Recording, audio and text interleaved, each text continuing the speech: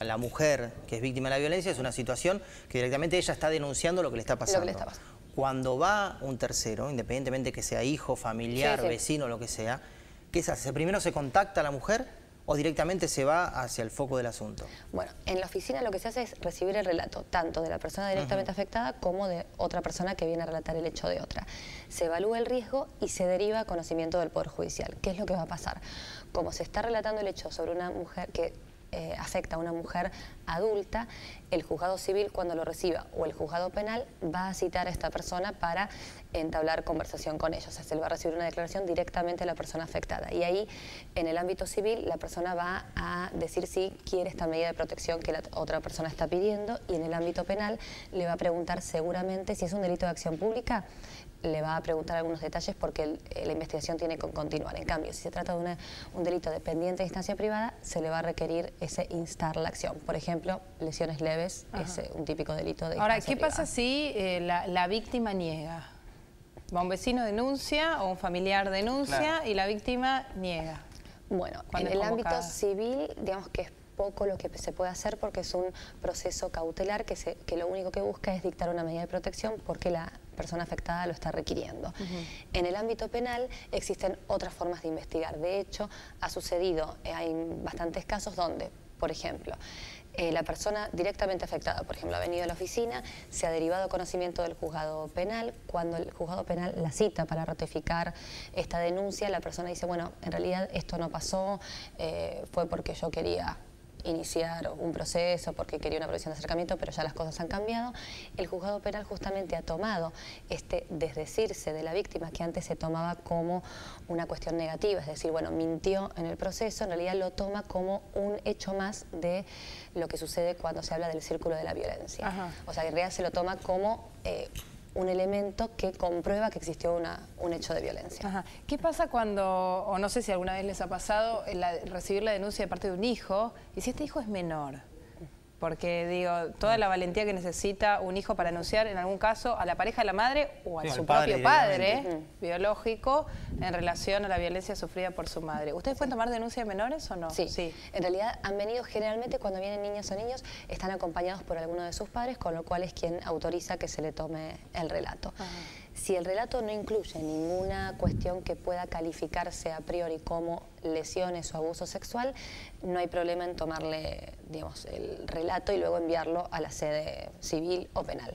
Sin embargo, existe una disposición en el Código Procesal que exige que esta toma del relato, si existe lesiones o abuso sexual, sea tomado por psicólogos especializados en niñas, niños y adolescentes. Si no van con adultos, no se les puede tomar. Si no van con adultos, se le puede tomar igual porque nosotros le damos intervención o a la Guardia Permanente del Consejo de Derechos de Niñas o Niños o al Defensor de Menores Públicos Incapaces, que autoriza la toma del relato. Aún así, si no encontramos a estas autoridades, se le toma igual el relato en la oficina. Mira, Lidia, yo quiero ir para otro lado. A ver, yo imagino que ustedes legalmente tienen un montón de herramientas y un montón están limitados.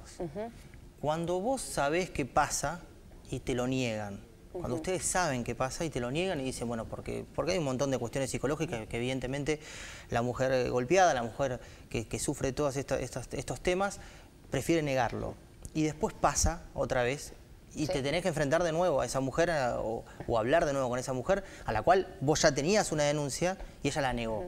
Desde lo personal, ustedes, ¿cómo hacen? Porque, digamos, les debe pasar también. Claro, es que en la oficina no nos pasa tan seguido. ¿Por qué? Porque en realidad cuando viene tanto la tercera persona como la persona directamente afectada, relata el hecho dentro de la oficina, con el equipo interdisciplinario que tenemos en la oficina. Luego, ese caso en sí ya no sigue estando en conocimiento de la oficina, sino que pasa a conocimiento del Poder Judicial. Claro, ya no tenemos más. Sí, lo que puede suceder es que la persona haya ido a la sede civil, haya dicho, bueno, que en realidad no era tan grave lo que había relatado en la oficina o que no pasó como se relató en la oficina. Se archiva la causa porque en todo caso dejan sin efecto la medida de protección o no dictan una medida de protección y la persona vuelve a la oficina. En realidad, el volver tantas veces y el desdecirse en la oficina no se toma como algo negativo. Sí se trabajará después cuando se la deriva a los recursos de la ciudad para que se trabaje sobre el empoderamiento, que es lo que se denomina así al hecho de fortalecer a la persona, pero en la oficina justamente ese hecho es un dato más que elevaría el riesgo, en todo caso. No es que lo disminuiría. O sea, nosotros cuando la persona llega se evalúa el riesgo que surge del relato. El hecho que esta mujer después diga que no pasó tal como lo había dicho y que luego tenga que venir nuevamente a la oficina para relatar otro hecho de violencia, en realidad eleva el riesgo porque quiere decir que está inmersa en este círculo de violencia doméstica. En algunos de estos casos conocidos últimamente y que lamentablemente se conocen cuando tienen un desenlace trágico, ¿no? Por lo menos así llegan a los medios. ¿Habían tenido alguna denuncia previa de alguien en relación a estos casos o no? Bueno, de los casos que han tomado así público conocimiento, cuando chequeamos si efectivamente pasó o no por la oficina, en los casos en que sí ha sucedido, lo que pudimos constatar es que cuando la persona se presentó en la oficina, ese mismo día o al día siguiente el Poder Judicial dictó medidas de protección, tanto en el ámbito civil como en el ámbito penal. Pero más allá de las medidas de protección, estos hechos fatales sucedieron, lo cual nos lleva a concluir, incluso junto con expertos a nivel mundial, que en realidad no va a ser solo el Poder Judicial el que pueda prevenir luego esta clase de hechos, sino que es toda la sociedad, porque aún con medidas de protección dictadas, estos hechos se sucedieron.